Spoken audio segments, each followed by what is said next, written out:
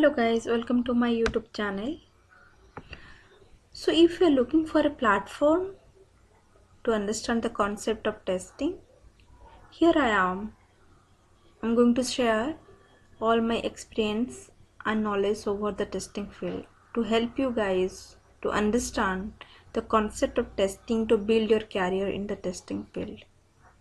Once again, welcome all of you to my YouTube channel. So today's session I'm going to let you understand the concept of software, right?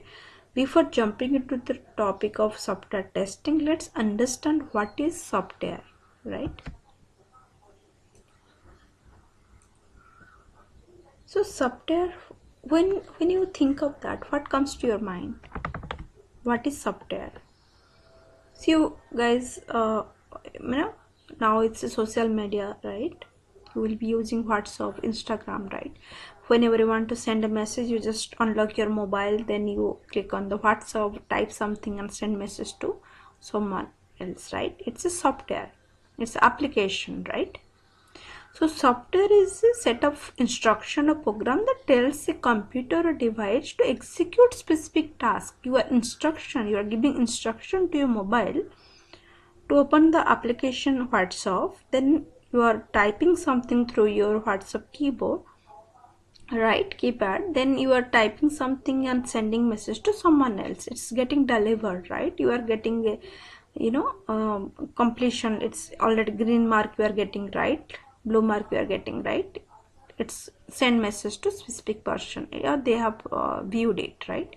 Those are the instructions that you are giving to a device. Similarly as gaming, right? When you're playing some game on your computer, you are giving instruction to do some action through mouse and keyboard, right? These all are built up as software.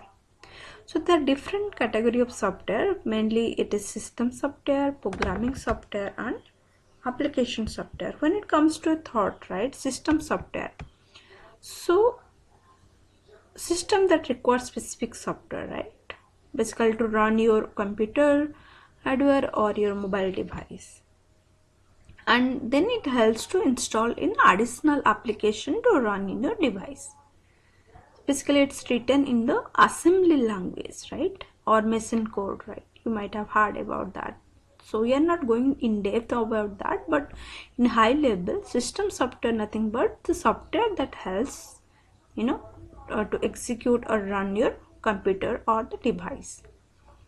So when you purchase some a device, right, mobile or a laptop, you install operating system. It can be Windows or Linux, right? And your shopkeeper they used to install the driver software so that you can operate through mouse and keyboard. Without that you cannot do anything. Those are system software. Then coming to programming software, so you might have worked in the C, C++, Java. You know those writing the code required in the editor, right? You can write that piece of code into the notepad or Word document, but that is just for understanding. The logic can be pseudo logic can be written over there, but it cannot execute and cannot give us a output. So the developer, they write the code in the editor, and when they execute the through editor, they will get an output. How it happens? The code will be compiled, then it can be debugged or interpreted and then give us an output. So Java compiler, Python interpreter, they are play vital role over here, right? So those are called as programming software. Similarly, application software, right? Application software you are using day to day, right? It can be a mobile application like WhatsApp and Insta, and it can be a web application like you want to purchase something, you are using Amazon or Flipkart website. Similarly, desktop application, those are Word and Excel. So these are the concept of type of software. I hope you all have now a proper knowledge what exactly is software, what is what the types of software, right? So with that, I'm closing today's session. We'll jump to next session where I'm going to explain other topics of the software testing. Thank you for watching, and I hope you will have a better knowledge over here. Thank you. Keep learning. Thank you guys. Bye bye.